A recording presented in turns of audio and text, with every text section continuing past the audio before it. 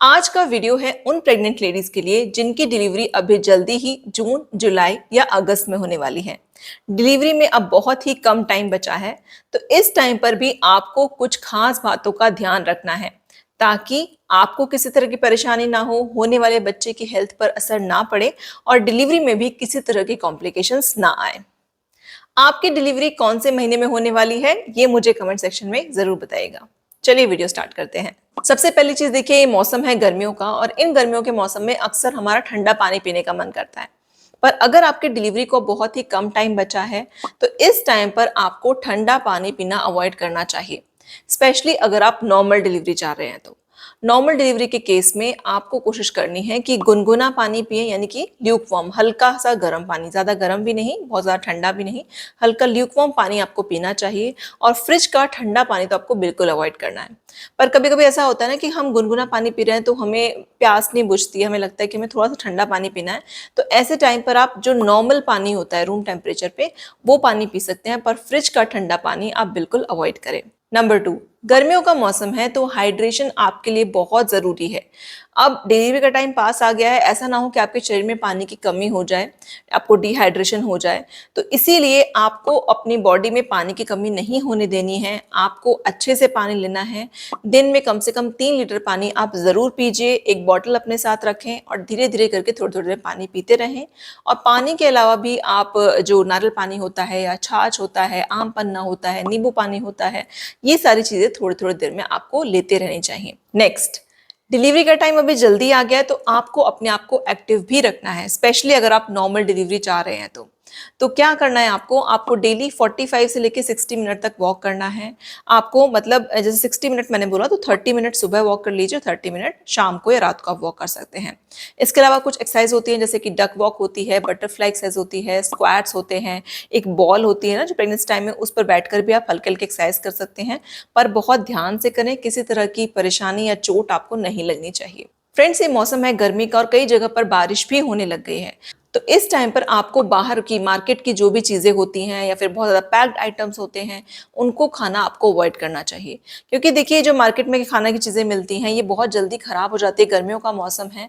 तो आप बाहर से कोई चीज़ लेके खाएंगे या फिर बाहर का कुछ पानी आप पी रहे हैं जिसमें बहुत ज़्यादा हाइजीन नहीं रखा जाता है, ध्यान नहीं रखा जाता है साफ़ सफाई का, तो इससे आप बीमार हो सकते हैं, आपको लूज मोशन हो सकता है, डायरिया वगैरह प्रॉब्लम हो सकती है, आपको वॉमिटिंग हो सकती है। तो ये सारी चीज़ें आपके शरीर में कमज़ोरी ला सकते हैं और आपकी तबीयत खराब हो सकती है, जिसका असर आपके बच्चे पर भी पड़ सकता है।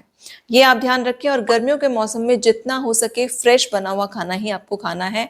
अगली चीज क्या होता है, देखिए ये जो मौसम है गर्मी का, बारिश का, इन सब मौसम में क्या होता है कि लोग भी बहुत जल्दी बीमार पड़ जाते हैं। मान लीजिए आपके घर में कोई बीमार है, उसको कोल्ड कफ हो रखा है या फिर फीवर हो रखा है, कोई इन्फेक्शन है उनको, तो ऐसे टाइम पर आपको उनसे भी थोड़ा सा दूर रहना चाहिए, क्योंकि आप इस टाइम पर अगर बीमार हो गए तो परेशानी बढ़ सकती है। किसी को घर में इन्फेक्शन है तो कोई बात नहीं, उनसे थोड़ी दूरी बनाकर रखें ताकि आपको भी ये इन्फेक्शन ना लग जाए। अगली चीज, डिलीवरी के टाइम जब पास में आ रहा होता है तो आपको कुछ चीजें अपनी कंट्रोल में रखनी चाहिए। पहली चीज आपको कंट्रोल में रखना है अपना वेट, क्योंकि अगर आपका वेट जरूरत से ज्यादा बढ़ जाएगा तो आपके नॉर्मल डिलीवरी होने के चांसेस काफी कम हो जाते हैं और आपकी सीजन डिलीवरी करनी पड़ती है। तो अपने वेट को कंट्रोल में रखने के लिए बहुत ज्यादा जो मीठी चीजें हैं वो खाना अवॉइड करें, ऑयली चीजें खाना अवॉइड करें, जो पैक्ड आइटम्स होते हैं वो खाना अवॉइड करें। अब एक और चीज होती है, जैसे डिलीवरी का टाइम आपका पास में आ रहा है, मान लीजिए आपकी डिलीवरी को भी 1 महीना बचा है या 2 महीना बचा है, तो धीरे धीरे करके हमारे मन में बहुत सारे थॉट्स आने लग जाते हैं कि डिलीवरी कैसे होगी, नॉर्मल होगी या सिजेरियन से होगी, बच्चा तो ठीक होगा ना, हमें कोई परेशानी तो नहीं होगी ना, या फिर ये सारा काम कैसे मैनेज हो पाएगा। तो अगर आप भी बहुत ज़्यादा स्ट्रेस ले रहे हैं, बहुत सारी नेगेटिव चीज़ें सोच रहे हैं, तो मैं आपको यही बोलूँगी कि अगर आप स्ट्रेस ज़्यादा लेते हैं ना, तो इससे भी आपके डिलीवरी में कॉम्प्लिकेशन हो सकती हैं। तो अपनी डिलीवरी को आसान बनाने के लिए, अच्छे से करने के लिए और बेबी भी आपका हेल्दी हो, आपको भी परेशानी ना हो, स्ट्रेस बिल्कुल नहीं लेना है। अपने आप को जितना हो सके शांत रखें। आप मेडिटेशन कर सकते हैं, आप हल्की हल्की ब्रीदिंग एक्सरसाइज कर सकते हैं। डिलीवरी का टाइम जैसे जैसे पास आता है उस टाइम पर आपको अपने ब्लड प्रेशर, अपने जो शुगर लेवल है और अपने हीमोग्लोबिन लेवल पर भी बहुत ध्यान रखने की जरूरत है। अगर ब्लड प्रेशर आपका बढ़ा होगा या फिर आपकी शुगर लेवल बढ़ी होगी, तो ऐसे में भी आपकी डिलीवरी नॉर्मल ना होकर सिजेरियन करनी पड़ सकती है और आपकी डिलीवरी में भी कॉम्प्लिकेशंस आ सकती हैं। और आपका जो हीमोग्लोबिन है वो भी 11 या 11 से ऊपर होना चाहिए। और लास्ट पॉइंट फ्रेंड, जैसे आपका डिलीवरी टाइम पास आ गया है और आपको एकदम से लग रहा है कि आपको या तो ब्लीडिंग हुई है या फिर आपको एबनॉर्मल डिस्चार्ज हुआ है, यानी कि या तो रेड कलर का डिस्चार्ज हुआ है या ब्राउन कलर का डिस्चार्ज हुआ है, या फिर बेबी की मूवमेंट्स होना एकदम से बंद हो गया है, तो ऐसे केस में ना आपको ज़्यादा वेट नहीं करना है और अपने डॉक्टर से कंसल्ट करना है। तो फ्रेंड्स, अगर आपकी डिलीवरी जल्दी ही होने वाली है जून जुलाई अगस्त में, तो जो चीज़ें मैंने बताई हैं उनका ध्यान रखें और आपको ऑल द बेस्ट, ताकि आपकी डिलीवरी भी अच्छे से हो जाए।